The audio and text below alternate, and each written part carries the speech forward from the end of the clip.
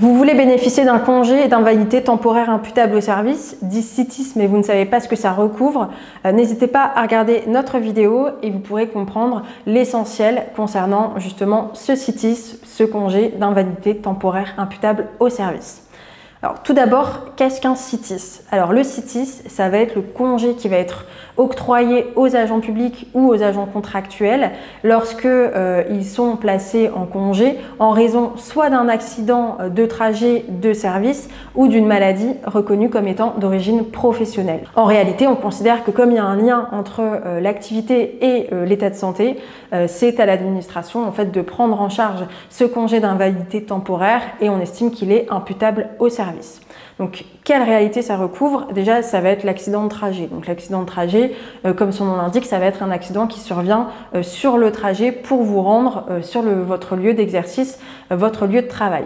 Également, ça va couvrir l'accident de service. Alors, ce qu'il faut savoir, c'est que pour l'accident de service, on a une présomption d'imputabilité lorsque l'accident survient sur le temps et le lieu de travail. Donc en gros, lorsque c'est pendant votre temps de travail sur votre lieu de travail, il y a une présomption d'imputabilité. Ça recouvre un certain nombre de possibilités, hein. Par exemple un faux mouvement, l'exercice de votre profession dans des mauvaises conditions de travail.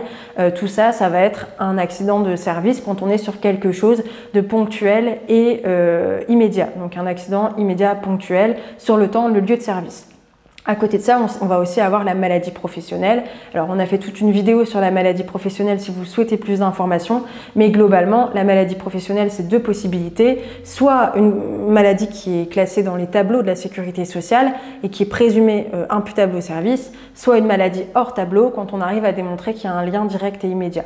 Une fois que vous avez démontré soit cet accident de trajet, soit cet accident de service, soit cette maladie professionnelle, vous pouvez être pris en charge au titre du congé d'invalidité temporaire imputable au service. Alors, il faudra effectivement faire une demande. Donc la demande, quels sont les délais? C'est très simple, c'est 15 jours pour l'accident de service et c'est 2 ans à compter de la découverte de la maladie ou du lien entre la maladie et l'activité pour la maladie professionnelle. Faites surtout attention à respecter ces deux délais puisque au-delà de ces délais, il ne sera plus possible de demander ni la reconnaissance de l'accident de travail ou de l'accident de trajet, ni la reconnaissance de la maladie professionnelle. Donc une déclaration à faire à votre employeur pour demander cette reconnaissance. Si votre employeur n'est pas d'accord avec la qualification d'accident de service ou de maladie professionnelle, il va dans ce cas-là mandater un expert agréé qui se prononcera sur le lien entre votre affection, enfin votre maladie, et les conditions de travail, ce qui vous permettra d'avoir des éléments médicaux.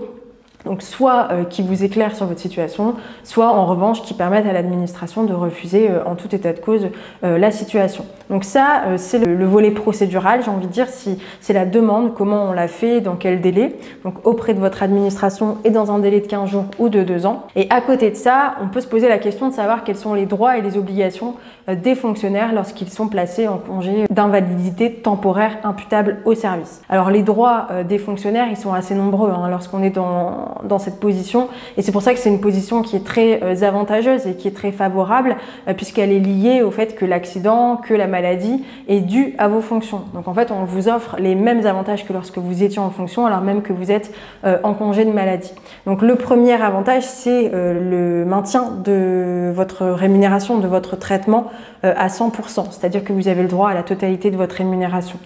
Le deuxième, c'est que certaines prestations familiales continuent de vous être versées. Seules ne sont pas versées les prestations qui incluent l'exercice effectif des fonctions, qui finalement sont les plus minimes.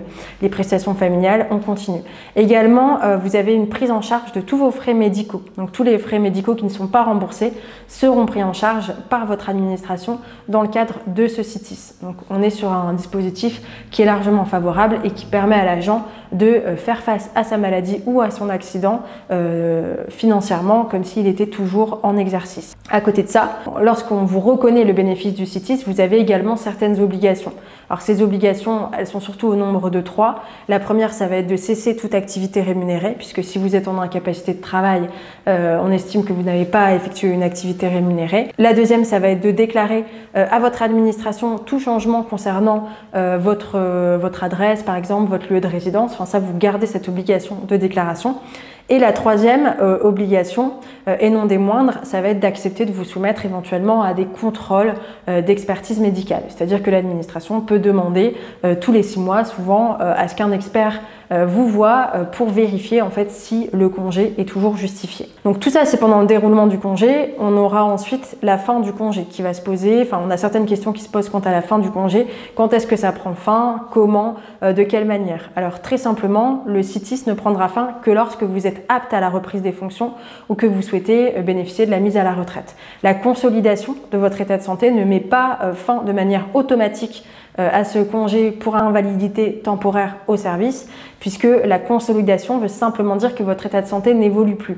Mais vous pouvez très bien avoir toujours une incapacité de reprendre votre poste liée à votre affection d'origine, et dans ce cas-là, on n'a pas de fin du CITIS, malgré une consolidation. Et également, une fois qu'il y a une reprise, il peut y avoir une nouvelle rechute du fait de l'accident de trajet initial, de l'accident de service initial ou de la maladie professionnelle. Dans ce cas-là, la rechute sera prise en charge au même titre que l'accident ou la maladie initiale, à condition de remplir les conditions et, encore une fois, de respecter les délais. Donc vous l'avez compris, un dispositif qui est largement favorable et qui est lié à l'origine finalement de la pathologie, donc l'exercice des fonctions. Encore faut-il respecter les délais et les conditions de demande pour pouvoir en bénéficier. Si vous avez des questions sur votre situation, n'hésitez pas à prendre rendez-vous avec le cabinet. Nous pourrons vous accompagner pour une demande de reconnaissance ou une contestation d'un refus de reconnaissance de la maladie professionnelle ou de l'accident de service.